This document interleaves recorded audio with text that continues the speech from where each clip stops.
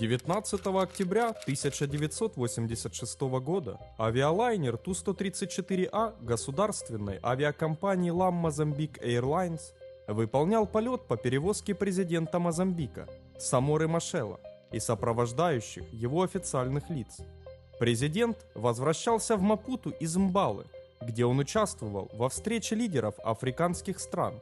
На борту самолета находились 9 членов экипажа и 35 пассажиров. В соответствии с контрактом, заключенным между авиаэкспортом и ВВС Мозамбика, самолет пилотировался командированным в Мозамбик экипажем из Ленинградского управления гражданской авиации «Аэрофлот» в составе командира, второго пилота, штурмана, бортмеханика и бортрадиста.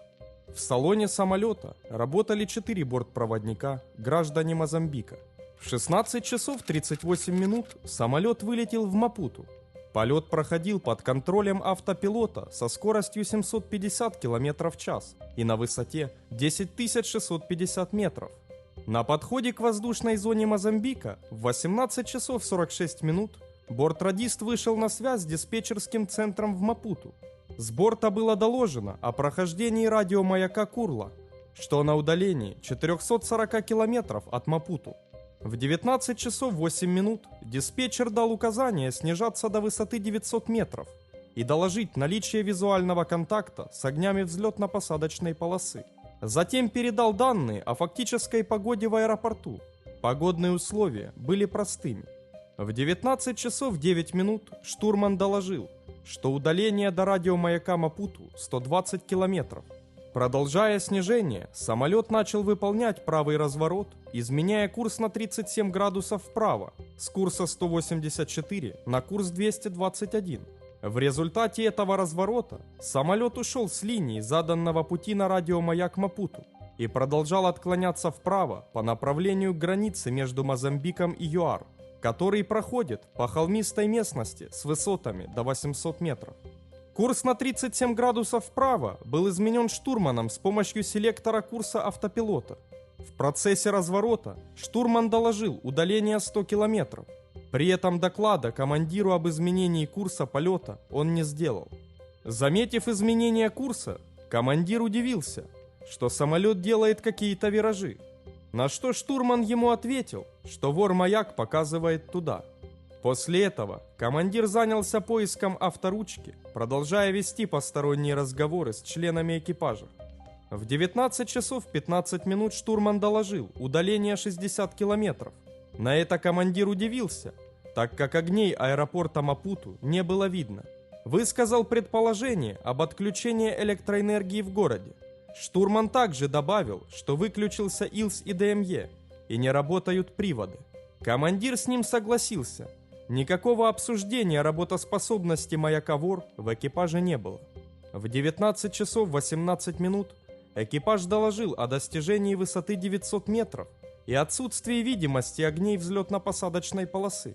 В ответ диспетчер дал указание выполнять заход на посадку по системе ИЛС на взлетно-посадочную полосу 23. Затем бортрадист спросил диспетчера, действительно ли ИЛС не работоспособна. Диспетчер ответил «подтверждаю» и разрешил выполнять визуальный заход на посадку левым кругом на взлетно-посадочную полосу 5 со стороны моря. В 19 часов 19 минут штурман доложил удаление 30 километров, на что командир сказал, что что-то не так, но бортрадист напомнил ему, что по данным о фактической погоде наблюдается облачность высотой 600 метров. Не видя огней взлетно-посадочной полосы, экипаж решил, что они выключены. Бортрадист запросил диспетчера проверить огни.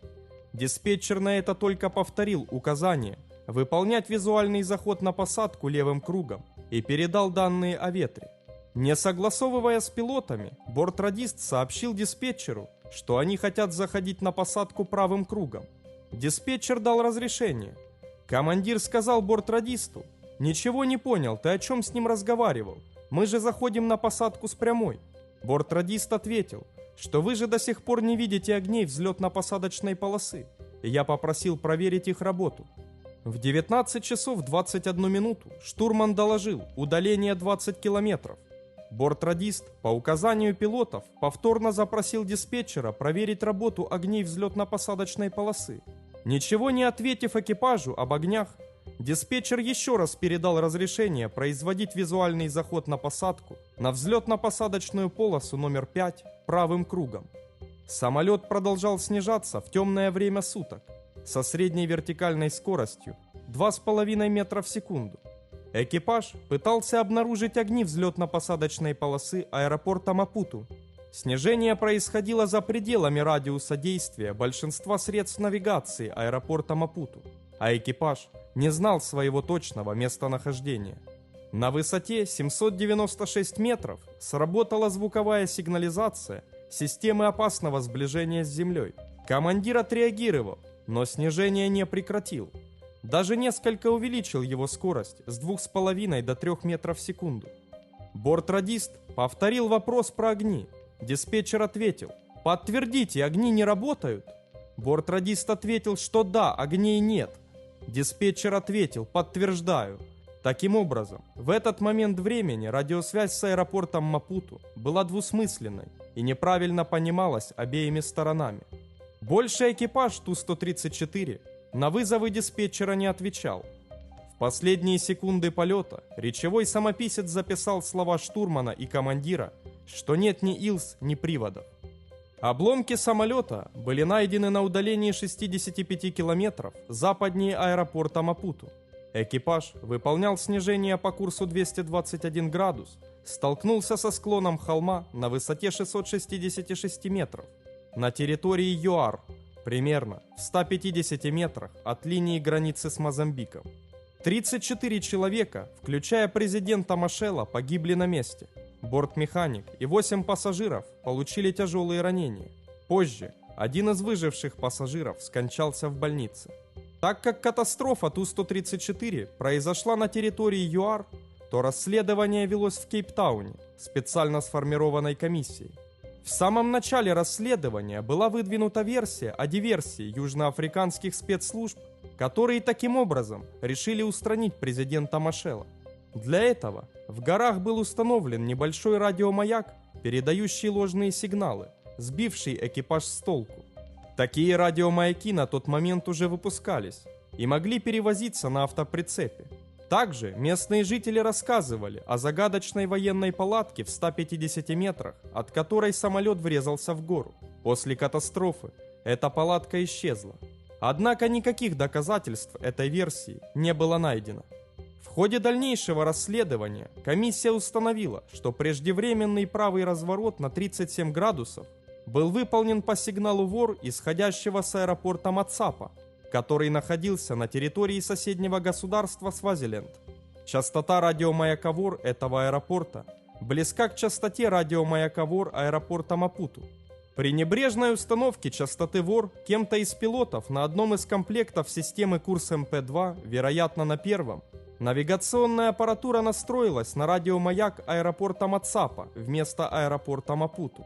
Этой ошибке также могло способствовать отсутствие подсветки на селекторе радиочастоты, а также на рабочем месте штурмана нет селектора радиочастоты.